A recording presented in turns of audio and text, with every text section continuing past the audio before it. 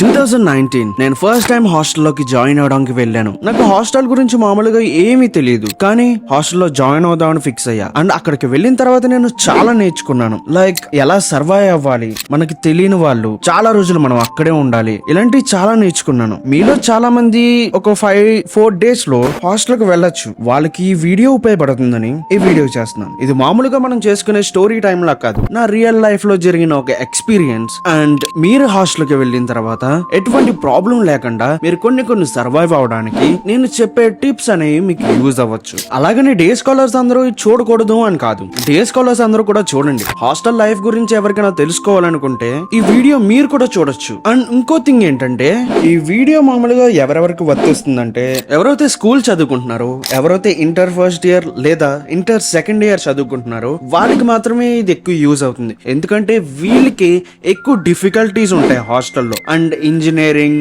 Degree వీళ్ళందరికీ ఏంటంటే వీళ్ళకి ఫ్రీడమ్ ఉంటుంది హాస్టల్లో, కానీ వీళ్ళ దగ్గర పేరెంట్స్ దగ్గర నుంచి కొంచెం ఫ్రీడమ్ అనేది తక్కువ ఉంటుంది. రెండింటికి చాలా డిఫరెన్స్ ఉంది. ఈ video only for school students and inter first year and second year students కి బాగా రిలేట్ అవుతుంది. కాబట్టి వీడియోని ఫుల్ గా చూడండి. అండ్ ఇంకా మన స్టోరీ టైం ని స్టార్ట్ చేద్దాం. హలో పిల్లలు, welcome back to the story time with cake. ఇప్పుడు చెప్పే 4 పాయింట్స్ మీరు నోట్ చేసుకోండి, ఎందుకంటే ఇవి చాలా బాగా హెల్ప్ అవుతా ఉంటాయి మీకు. ఈ 4 థింగ్స్ మీరు హాస్టల్లోకి వెళ్ళిన తర్వాత ఇవి నీట్ గా పాటించండి. ఇలా పాటించారంటే మీరు కొన్ని సిచ్యువేషన్స్ లో కొంతమంది టీచర్స్ దగ్గర ఇరుక్కోకుండా హ్యాపీగా వాళ్ళ దగ్గర సర్వైవ్ అవ్వచ్చు. అందులో వచ్చే ఫస్ట్ పాయింట్ ఏంటంటే, మనందరికి చాలా మందికి హోమ్ సిక్ వచ్చేస్తుంది హాస్టల్ కి వెళ్ళినట్టునే. అండ్ మనకి ఇస్తా ఉంటారు ఫోన్స్ అనేవి హాస్టల్ వార్డెన్స్, కానీ రోజు మనకు మాట్లాడాలని అనిపిస్తుంది. అలా అనిపించినప్పుడు మనం ఎవరిని అడుగుతాం? ఒకవేళ వార్డెన్ అడిగితే వార్డెన్ ఏదో ఒకటి చెప్పి తర్వాత ఇస్తానని చెప్తాడు. ఇంకెవరిని అడుగుతాం? కాబట్టి మీరు ఫస్ట్ ఆఫ్ ఆల్ మీరు వార్డెన్ ని ఫ్రెండ్షిప్ చేయాలి. అండ్ వార్డెన్ ని ఎలా ఫ్రెండ్షిప్ చేయాలో ఇప్పుడు చెప్తాను వినండి. నేను హాస్టల్కి వెళ్ళిన కొత్తలో చాలా మంది వెళ్ళి వార్డెన్ తో మాట్లాడేవాళ్ళు. స్టార్టింగ్ లో అర్థమయ్యేది కాదు వాళ్ళు అసలు వార్డెన్ తో ఏం మాట్లాడుతున్నారని. కానీ స్లోగా నాకు వాళ్ళు ఏం మాట్లాడుకుంటున్నారో నాకు తెలిసింది. దాని ద్వారా వాళ్ళు వార్డెన్ తో చాలా ఫ్రెండ్షిప్ గా ఉండేవారు. కానీ నన్ను వార్డెన్ ఏవి అనేవారు కాదు, ఎందుకంటే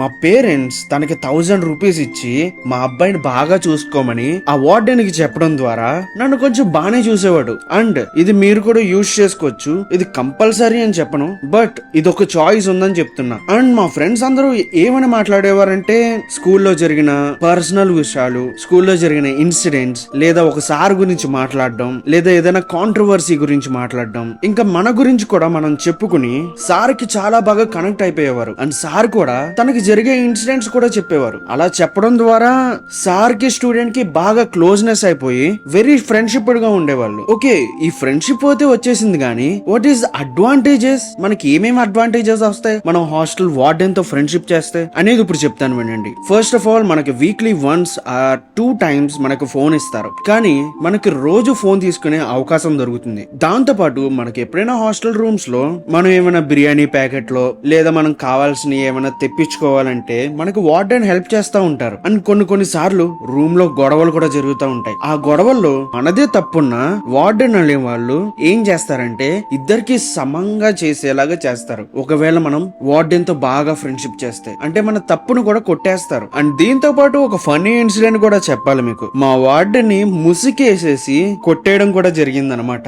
ఎవరైతే హాస్టల్ వార్డెన్ నచ్చరో వాళ్ళు ఎందుకు కొట్టారంటే, ఒక రోజు వార్డెన్ వచ్చి రూమ్ లో కూర్చున్నారనమాట. అలా కూర్చున్న తర్వాత అక్కడ ఎవరో పిల్లోడు స్నాక్స్ తింటా ఉంటుంటే వార్డెన్ వెళ్ళి నాకు కొంచెం స్నాక్స్ ఎవరా అని అడిగాడంట. దాని తర్వాత వాడు ఏమన్నాడంటే, నేను ఇవ్వను సార్, నాకు కావాలి అని అడిగాడు. దాంతో వార్డెన్ చాలా పెద్ద పనిష్మెంట్ ఇచ్చాడు అనమాట. వెళ్ళి నీల్ డౌన్ వేసే అన్నాడు. దాని తర్వాత వాడు ఎక్కువ చేశాడు. లైక్, నీకేంట్రా ఇచ్చేది, నువ్వేంట్రా ఇలా అడుగుతున్నావు అని చాలా తిట్టేలా మాట్లాడాడు. తప్పులేదులేండి అలా తిట్టి మాట్లాడడంలో. ఈ కోపంతో ఏం చేశాడంటే, ఒక రోజు వార్డెన్ ఆ రూమ్ లో ఫోన్ ఉందని ఇన్ఛార్జెస్ కి చెప్పారు. నిజంగా ఆ రూమ్ లో ఫోన్ ఉంది. అండ్ దాని తర్వాత ఆ రూమ్ లోకి వెళ్ళి ఇన్ఛార్జెస్ అందరూ చెక్ చేసిన తర్వాత ఆ రూమ్ లో ఫోన్ ఉందని తెలిసిపోయింది. దాంతో అక్కడ రూమ్ లో వాళ్ళందరూ చాలా కోప్పడిపోయారు. అండ్ ఒక రోజు చూసుకుని మా వార్డెన్ కి ముసిగేసేసి ఒక పెద్ద కర్రతో తల మీద కొట్టేశారనమాట. ఆ ముసుగు తీసేలోగా వాళ్ళందరూ పారిపోయారు. దీంతో వార్డెన్ వెళ్ళి మళ్ళీ ఇన్ఛార్జెస్ ని పిలుచుకొచ్చిన తర్వాత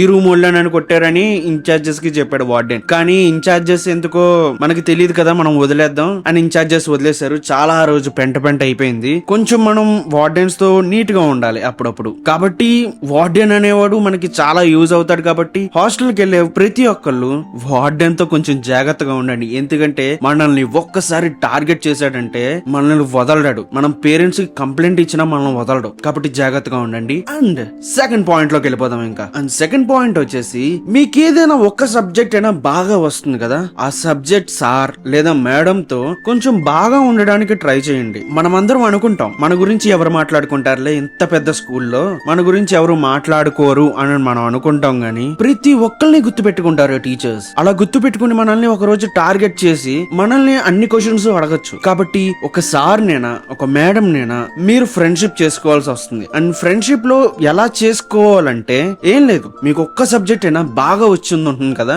దానికి మీరు ఆన్సర్స్ చెప్పడం, అలా సార్ కి కొంచెం కొంచెం దగ్గర అవ్వడం, అండ్ సార్ తో స్కూల్లో జరిగే విషయాల గురించి లేదా కాంట్రవర్సీస్ గురించి మాట్లాడితే ఈ సార్స్ అనే వాళ్ళు పడిపోతారనమాట. ఇలా స్లోగా వాళ్ళని మనం అట్రాక్ట్ చేసుకున్న తర్వాత వాళ్ళు కూడా మనతో క్లోజ్ అయిపోతారు. కానీ కొంతమంది సీరియస్ గా ఉంటారు, వాళ్ళని కూడా మనం కంట్రోల్ చేయొచ్చు, కానీ దానికి కొంచెం టైం పడుతుంది అంతే. అలా ఫ్రెండ్షిప్ చేసేసుకున్న తర్వాత కొన్ని సార్లు మన దగ్గర డిస్కస్ చేయని స్టాఫ్ రూమ్ లో డిస్కస్ చేస్తారు. అలా డిస్కస్ చేసినప్పుడు మన గురించి మంచిగా చెప్పి మనకి కొన్ని ఎక్కువ మార్కులు కూడా వేయించచ్చు సార్. దాంతో పాటు మనకి అవుటింగ్ పాసెస్ కూడా చాలా బాగా ఇస్తారు. ఎందుకంటే ఎవరైనా సార్ మనకి తెలిసిన వాళ్ళు అయితే అవుటింగ్ పాసెస్ అనేవి ఫ్రీగా ఇచ్చేసే టైప్ అన్నమాట. ఎందుకంటే ప్రిన్సిపల్ మేడం దగ్గర, వీళ్ళ దగ్గర, ప్రిన్సిపల్ సార్ దగ్గర, వీళ్ళ దగ్గరగా ఉండేవాళ్ళు ఈ సార్సే కదా. కాబట్టి మనకి ఈజీగా అవుటింగ్ పాస్ దొరికే ఛాన్సెస్ ఉంటాయి ఒకసారి మన కోసం మన సార్ అడిగితే గనక. అండ్ ఇంకో బెనిఫిట్ ఏంటంటే ఇది ఒక ఫ్రెండ్లీ స్టోరీ అన్నమాట. మా సార్ తో, ఈ సార్ తో నేను బాగా క్లోజ్ గా ఉండేవాడిని. ఒక రోజు ఎగ్జామ్ హాల్ దగ్గరికి వెళ్ళిన తర్వాత నేను స్లిప్ లో అయితే పెట్టిన తర్వాత సార్ అనే వాళ్ళు మా క్లాస్ లోనే పడ్డారు. ఏదైతే నేను బాగా ఫ్రెండ్షిప్ చేస్తున్నాను ఆ సారే మాకు ఇన్విజిలేటర్ కింద పడ్డారు. దాని తర్వాత ఆ సార్ ఏం చేశారంటే నా దగ్గరికి వచ్చి, ఎరా ఏమైనా స్లిప్లు పెట్టుకొచ్చావా అన్నారు. దాని తర్వాత నేను సార్ తో సార్ 2-3 తీసుకొచ్చాను సార్ అని చెప్పాను. సార్ అన్నారు స్లోగా రాసుకుని పాడే అట్లని లేదా జేబులో రోపల్లో పెట్టేసుకో అన్నారు. స్లోగా తీసుకుని నేను రాసేసుకున్నాను. మొత్తం రాసేసుకున్న తర్వాత సార్ అన్నారు,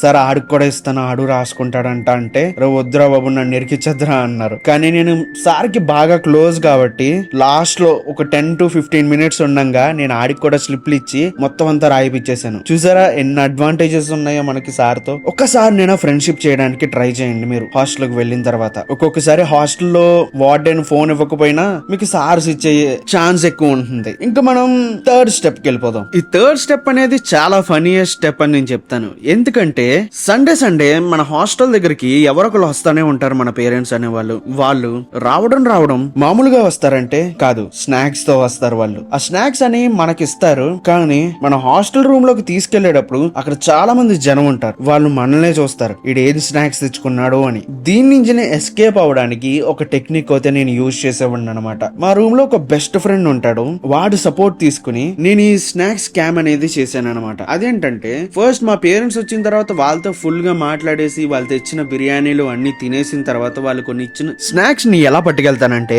ఫస్ట్ ఆఫ్ ఆల్ నేను హాస్టల్ రూమ్ లోకి వెళ్ళి మా ఫ్రెండ్ ఒకరిని పిలుచుకుని వస్తాను. వాడిని పిలుచుకుని వచ్చి అరే బ్యాగ్ నువ్వు పట్టుకెళ్ళిపోరా అని చెప్తాను. ఆడ అలా రూమ్ లోకి పట్టుకెళ్ళిపోతాడు. దాని తర్వాత నేను ఖాళీ చేతులతో మా హాస్టల్ రూమ్ లోకి వెళ్తాను. వెళ్ళిన తర్వాత మా ఫ్రెండ్స్ అందరూ అనుకుంటారు వీడే స్నాక్స్ తెచ్చుకోలేదు, వీడిని ఏం అడగక్కర్లేదు అని అనుకుంటారు. అండ్ ఎవరైతే మా ఫ్రెండ్ బ్యాగ్ తో వచ్చాడో వాడు వెంటనే వెళ్ళి ఆడు బ్యాగ్ లో పెట్టేసుకున్నాడు. అలా పెట్టేసుకున్న తర్వాత ఎవరు లేని టైంలో నేను ఆ బ్యాగ్ తీసుకొచ్చేసి నా ట్రంక్ పెట్లో పెట్టేసుకునేవాడిని అనమాట. దీంతో మన స్నాక్స్ ఉన్నాయని ఎవరికి తెలియదు. ఇది మీరు కూడా ఫాలో అవ్వచ్చు హాస్టల్ కి వెళ్తే. ఇది కొంచెం ఫన్నీగా అనిపించచ్చు మీకు, కానీ పర్లేదు ఇదే ట్రై చేయండి. లేకపోతే ఏ స్నాక్స్ ఉండో ప్రతి వార్డెన్ మిమ్మల్ని వచ్చి అడుగుతారు. పక్క రూమ్ లో వచ్చి కూడా మిమ్మల్ని స్నాక్స్ అడుగుతూ ఉంటారు. కాబట్టి కొంచెం జాగ్రత్తగా ఉండాలి. కాబట్టి ఈ టెక్నిక్ అనేది యూజ్ చేయండి. అండ్ ఈ టెక్నిక్ తో పాటు ఇంకో టెక్నిక్ కూడా మీరు యూజ్ చేయాలి. ఏంటంటే స్నాక్స్ తినడానికి కూడా కొన్ని రూల్స్ ఉంటాయి అన్నమాట. మనం ఎప్పుడైతే స్నాక్స్ తింటామో అందరూ వచ్చేస్తారు మన దగ్గరికి, వచ్చేసి అది ఇవ్వి ఇది ఇవ్వి అంటారు. మీకు ఇష్టమైతే ఇవ్వండి, పర్లేదు, ఏమీ అవ్వదు. మీకు తర్వాత రోజుల్లో ఏమి తినడానికి ఉండవు. నేను స్టార్టింగ్ లో అందరికి ఇచ్చేసేవాడిని, నాతో అందరూ ఫ్రెండ్షిప్ గా ఉంటారని. కానీ నాకు తెలియంది ఏంటంటే వాళ్ళు తీసుకున్న 5 seconds వరకునే ఫ్రెండ్షిప్ గా ఉంటారు. దాని తర్వాత మనల్ని పట్టించుకుని కూడా పట్టించుకోరని. ఒక రోజు ఒక ఫన్నీ ఇన్సిడెంట్ నేను స్నాక్స్ తిన్నప్పుడు జరిగింది. అదేంటంటే ఒక 12 గంటలకి ఎవరు చూడరని నేను స్నాక్స్ స్లోగా నా ట్రంక్ పెట్టలోంచి ఓపెన్ చేసి తిందాం అనుకున్నా. అలా స్లోగా లేస్ ప్యాకెట్ ఓపెన్ చేసి అలా తీసాను. తీసిన వెంటనే కొద్దిగా సౌండ్ వచ్చింది, కానీ ఎవరు పట్టించుకోలేదు. అలా ఎవరు పట్టించుకోవట్లేదని స్లోగా ఓపెన్ చేసుకుని తింటున్నాను. అలా తింటున్నప్పుడు సడన్ గా అన్నమాట మా వార్డెన్ డోర్ ఓపెన్ చేసేసి లైట్ వేసి చెక్ చేసేస్తున్నారు ఎవరు ఏం చేస్తున్నారని. అలా చెక్ చేస్తున్నప్పుడు నేను స్లోగా స్నాక్స్ తినడం చూస్తున్నారు. వెంటనే నా వెనకాల వచ్చి రే లెగు అన్నారు. లెగు అంటే నేను స్లోగా ఇలా తీసి మా సార్ వైపు చూశాను. ఆ సార్ వైపు చూస్తే అరే ఇప్పుడు ఏం చేస్తున్నావు, ఏంట్రా ఏం తింటున్నావు, ఇంకా పడుకోలేదా, రేపు పొద్దున్న లెగవా అన్నారు.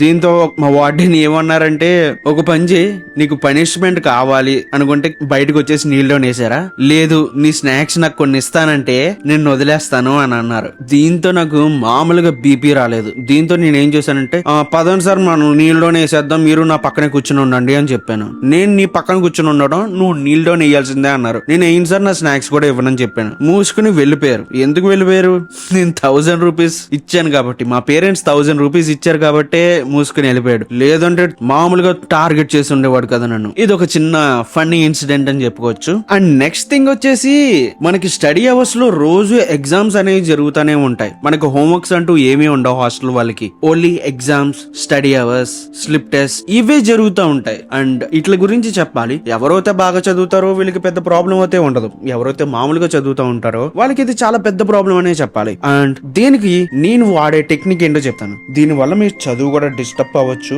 కాబట్టి దీన్ని ఫాలో అవ్వాలంటే మీ ఇష్టం. మీరు ఫాలో అవ్వాలనుకుంటే ఫాలో అవ్వచ్చు. ఏంటంటే ఆ టెక్నిక్, ఫస్ట్ ఆఫ్ ఆల్ మీరు ఎప్పుడైతే ఎగ్జామ్స్ అనేవి జరుగుతున్నాయో, ఎగ్జామ్స్ అని కాదు స్లిప్ టెస్ట్ అనేవి ఎప్పుడైతే జరుగుతున్నాయో మీరు బ్యాక్ బెంచ్ కి వెళ్ళి కూర్చుని పోండి. అలా బ్యాక్ బెంచ్ కి వెళ్ళి కూర్చున్న తర్వాత మీరు స్లిప్పులు చేసుకోవడం మొదలు పెట్టండి. స్లిప్పులు అంటే చిన్న చిన్నగా రాయడం కాదు, ఒక పేపర్ మీద ఏదైతే మీకు 2-3 క్వశ్చన్లు ఇచ్చి చదువుకోమని చెప్తారు కదా, అవన్నీ ఒక పేపర్ మీద రాసుకుని దాన్ని సకానికి ఫోల్డ్ చేయండి. దాన్ని సకానికి ఫోల్డ్ చేసిన తర్వాత మీ బ్యాక్ సైడ్ మీ ఫ్యాంట్ దగ్గరికి ఆ పేపర్ పెట్టేసుకోండి. అండ్ మీ టీ షర్ట్ తో దాన్ని కవర్ చేసేసుకోండి. అలా కవర్ చేసేసుకున్న తర్వాత ఏదైతే మీకు ఎగ్జామ్ ఉందో దానికి ప్రిపేర్ అయిపోయినట్టే. మీరు ఇప్పుడు ఏం చేస్తారంటే ఒక వైట్ పేపర్, ఒక ప్యాడ్, ఒక పెన్ను తీసుకొచ్చి నాకు వచ్చేసింది అంటారు. ఓకే, ఎగ్జామ్ కి వెళ్ళి రాసేస్తారనమాట. కానీ ఇక్కడ డిఫికల్టీ ఏంటంటే కొంతమంది సైన్ కూడా పెడతా ఉంటారు పేపర్ మీద. అలా సైన్ చేసినప్పుడు మీరు ఏం చేయాలో నేను తర్వాత చెప్తాను. వెళ్ళండి, మీకు ఇచ్చిన ప్లేస్ లో కూర్చోండి. అలాగా మీకు వచ్చిన కొన్ని అక్షరాలు అలా రాస్తా ఉండండి. కరెక్ట్ గా ఒక టైం చూసుకుని మీ వెనకాల ఉండే పేపర్ ని తీసేసి మీ ప్యాడ్ మీద పెట్టేసి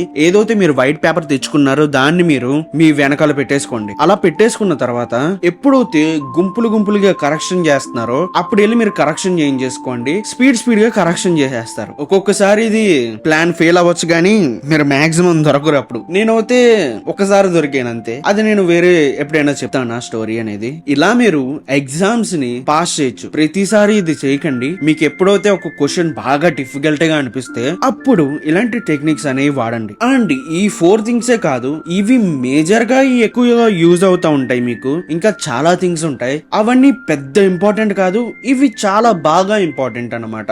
అండ్ హాస్టల్ గురించి ఇదే ఉండదు. నేను ఫస్ట్ టైం హాస్టల్ కి వెళ్ళినప్పుడు నేను ఫేస్ చేసిన ప్రాబ్లమ్స్ మీకు తెలియాలనుకుంటే గనక ఇక్కడ కనిపిస్తున్న వీడియోని క్లిక్ చేసి మీరు చూడొచ్చు. And see you in the next video.